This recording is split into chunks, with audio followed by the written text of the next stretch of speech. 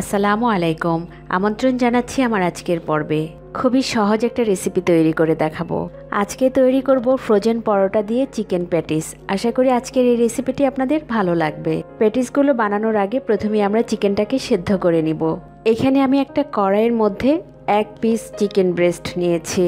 এবার চিকেনের মধ্যে দিয়ে দিচ্ছি 1 কাপ পানি। এবার এই চিকেনের মধ্যে দিয়ে দিচ্ছি 1 চা চামচ আদা রসুন বাটা, আধা চা চামচ দিয়ে দিচ্ছি সাদা গোলমরিচ গুঁড়া, দিয়ে দিচ্ছি 2 চা চামচ সয়া সস, আর দিয়ে দিচ্ছি পরিমাণ মতো লবণ। সাথে আরও 1 কাপ পানি দিয়ে এবার আমি চিকেনটাকে ভালো করে সেদ্ধ করে নিব। এবার একটা প্যানের মধ্যে নিয়ে নিচ্ছি 2 টেবিল চামচ বাটার। বাটারটুকু একটু মেল্ট করে নিচ্ছি। এবার এই বাটারের মধ্যে দিয়ে দিচ্ছি 2 টেবিল চামচ পেঁয়াজ কুচি। পেঁয়াজগুলো দিয়ে হালকা করে একটু ভেজে নিচ্ছি। পেঁয়াজগুলো যখন একটু নরম হয়ে গেছে এবার দিয়ে দিচ্ছি 2 টেবিল চামচ ময়দা। চুলার আঁচ লোতে রেখে ময়দাগুলো আমি 1-2 মিনিটের মতো একটু ভেজে নিচ্ছি। ময়দাগুলো যখন ভাজা হয়ে গেছে এবার দিয়ে দিচ্ছি 1 কাপ দুধ।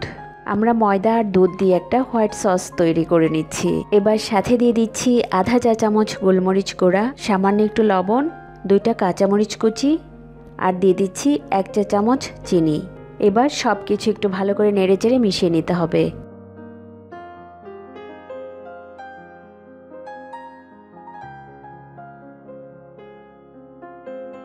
দুধের সঙ্গে সব কিছু ভালো করে মিশে যাবার পর আগে যে চিকেন আমি সেদ্ধ করেছিলাম সেই চিকেনটা একটা কাঁটা চামচ দিয়ে এভাবে ঝুরঝুরে করে নিয়েছি।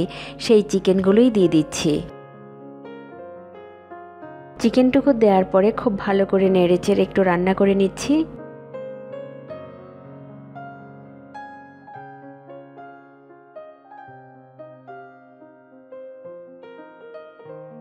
দুধটুকু শুকিয়ে গিয়ে কিন্তু একটু আঠালো ভাব চলে এসছে। আমার চিকেনটা কিন্তু রান্না করা হয়ে গেছে। চিকেনটা রান্না করার সময় কিন্তু খুব বেশি ড্রাই করার প্রয়োজন নেই। যখন একটু মাখা মাখা হবে তাহলেই নামিয়ে নিতে হবে। আমার চিকেনটা রান্না করা হয়ে গেছে, আমি চিকেনটা নামিয়ে নিচ্ছি। আজকের প্যাটিসগুলো বানানোর জন্য এখানে আমি কেনা ফ্রোজেন পরোটা নিয়েছি। চাইলে আপনারা ঘরেও পরোটাগুলো বানিয়ে নিতে পারেন। একটা পরোটা নিয়ে পরোটার যে কাগজগুলো থাকে আমি সরিয়ে নিচ্ছি। এবার একটা পরোটাকে মাঝখানে আমি 2 ভাগ করে নিচ্ছি। পরোটার একটা ভাগকে আমি 2 ভাঁজ করে নিচ্ছি।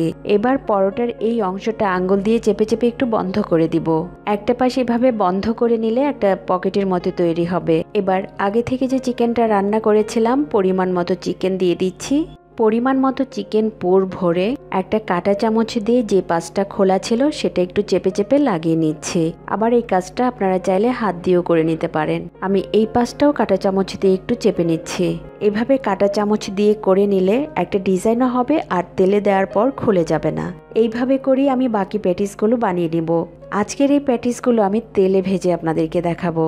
ভাজার জন্য চুলায় একটা প্যানের মধ্যে তেল গরম করে নিয়েছি। আর তেলটা কিন্তু খুব বেশি গরম করব না, হালকা করে গরম করে নিতে হবে। তেলটা যখন গরম হয়ে গেছে এবার আমি একটা একটা করে প্যাটিস দিয়ে দিব।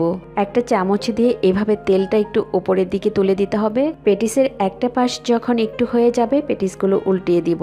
এইভাবে করে কয়েকবার উল্টিয়ে আপনার পছন্দ মতো কালার করে ভেজে নিতে পারেন। প্যাটিসগুলোতে সুন্দর একটা কালার চলে এসছে। আমার প্যাটিসগুলো ভাজা হয়ে গেছে। এবার আমি তেল ঝরিয়ে একটা প্লেটে টিস্যুর উপর তুলে নিচ্ছি যেন বাড়তি তেলটুকু শুষে নিতে পারে। আর এইভাবে করে আমি বাকি প্যাটিসগুলো বানিয়ে নিব। আমি এখানে যে পরিমাণ চিকেনের পুর তৈরি করেছিলাম আমার 5টা পরোটা দিয়ে মোট 10টা প্যাটিস হয়েছে। আশা করি সহজ এই রেসিপিটি আপনাদের ভালো লেগেছে।